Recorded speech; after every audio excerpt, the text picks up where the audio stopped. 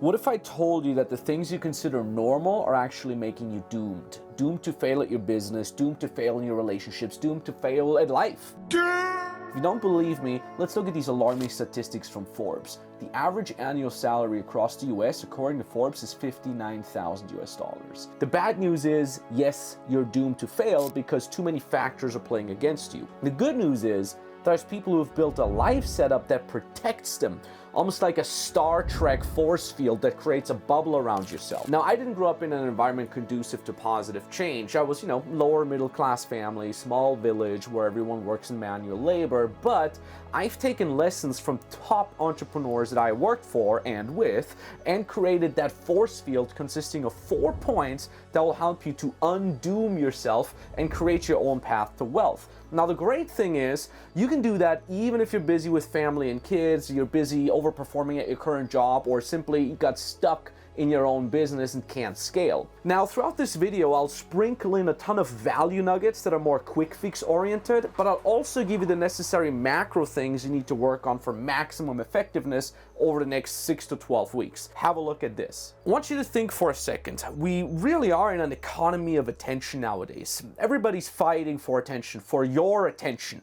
And it's a mental war ground out there where you need to be able to focus for prolonged periods of time in order to push your business forward. Imagine you trying to focus on your mission and all these bombs are going off around you, wanting to take your attention away from the path that you need to go. Now, these bombs come in form of what we call cheap dopamine, and that comes from short form entertainment such as TikTok videos, fast cut YouTube videos, as well as dopamine hijacking advertising that you see every day. Now, these things sucked in our kids at first, and now we're in it as well. But you have power over your mind, not external events. Realize this and you will have strength, said Marcus Aurelius. So people that are successful, that have no problem with prolonged focus, that have positive thought patterns, they have put that filter up and they don't let any thought into their own house, aka their mind. So how do you do this practically? Now, I get it, this is a little bit of a wobbly metaphor, so the question arises here, how do you do this practically? Well, the way you do this is by knowing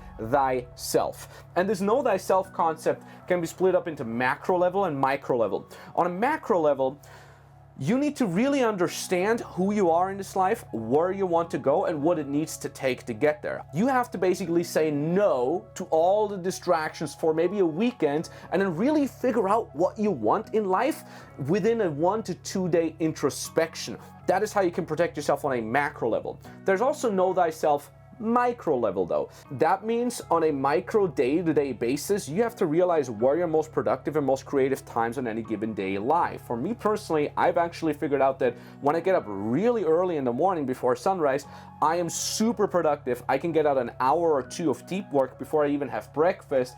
And then when I have, for example, my morning coffee, I start getting really creative. So for me, it's all about the time before noon that I really want to leverage.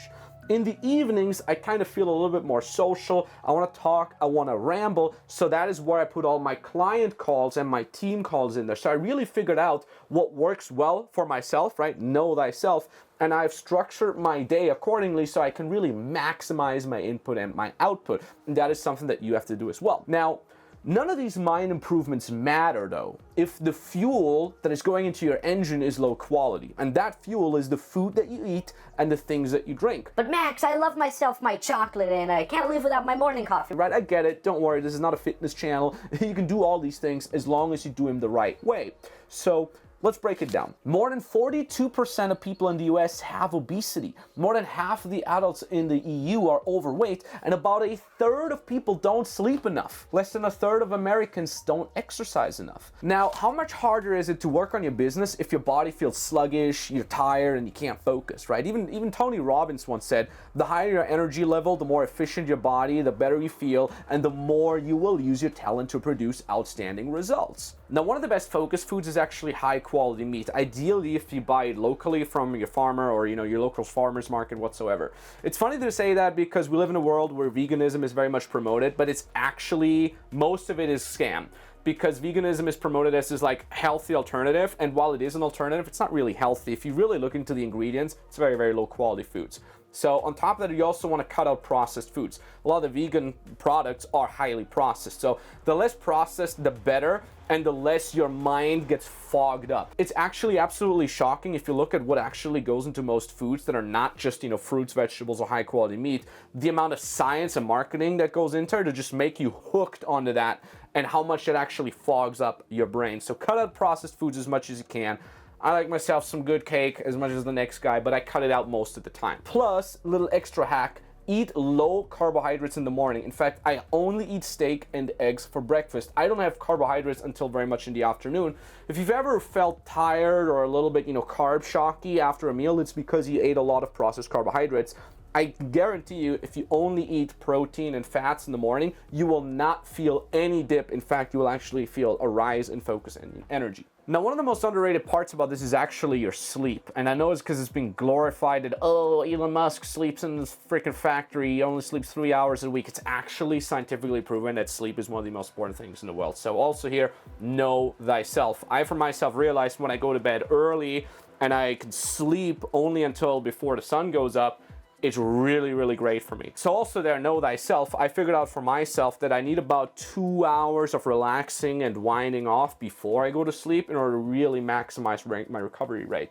Also, what I've done is I started doing meditations around 3 to 4 hours before I go to bed, just before I start hitting like my last creative phase, just so I can start winding down. On top of that, exercise daily. And no, you don't need to take an ice bath or crazy morning swim in the river or all that trendy BS. Literally just take walks outside, ideally in the morning, okay?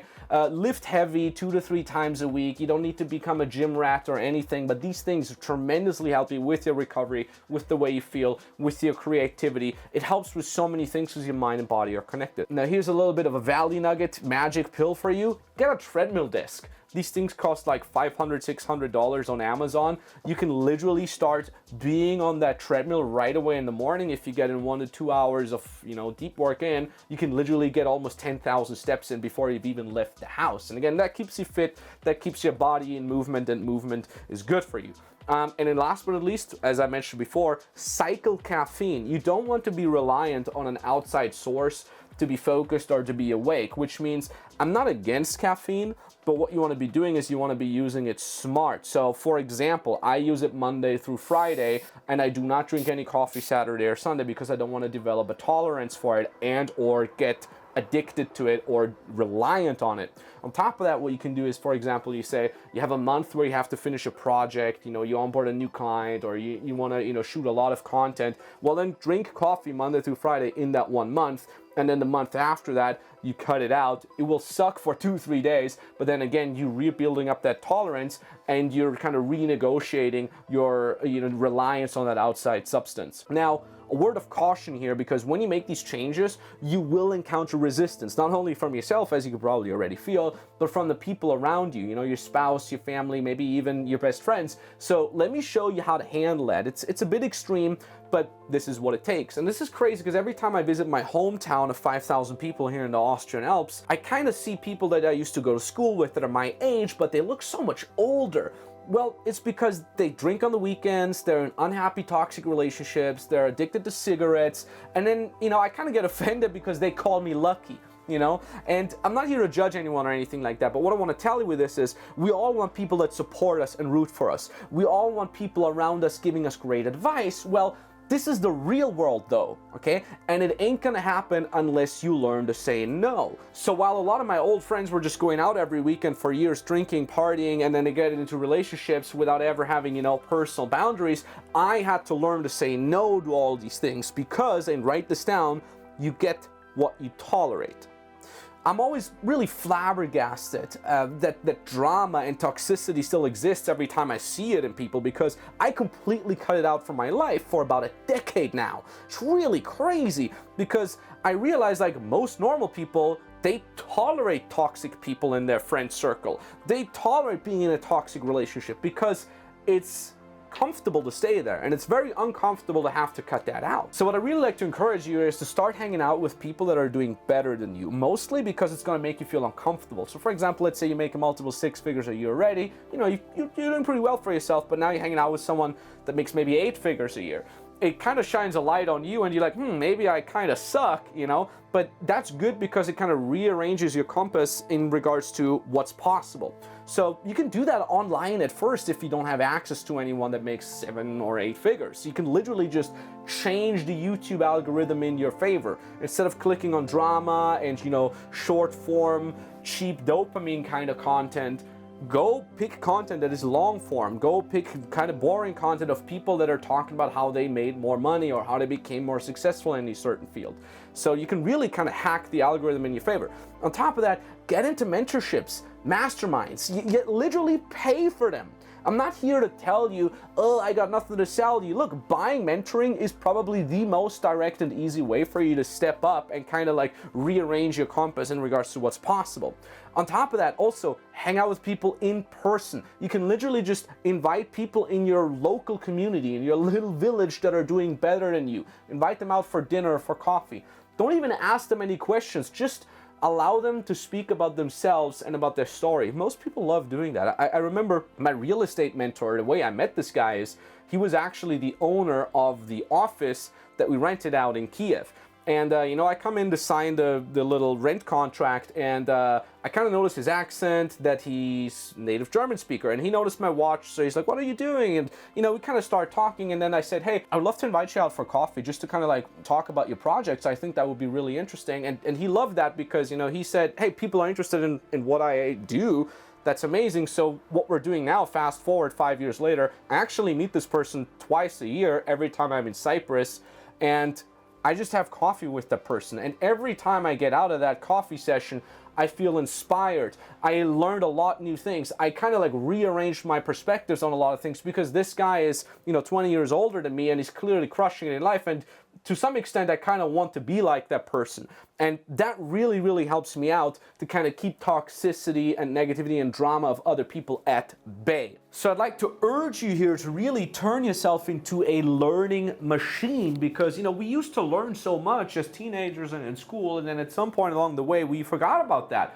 Just because we've built families, we've built businesses, we think we now have to know everything, when in reality it's about perpetual learning. And the cool thing about that is too, especially for coaches with a brand, you can turn that learning right away into content because you don't only want to be a consumer but also a creator at the same time. So that's one of the points that helps you become more focused, but at the same time also make you more money and help you build your business. I call this playing the wealth game, right? So going back to the idea of what we've been talking about, that normal nowadays means overweight, underslept, unfocused, underpaid.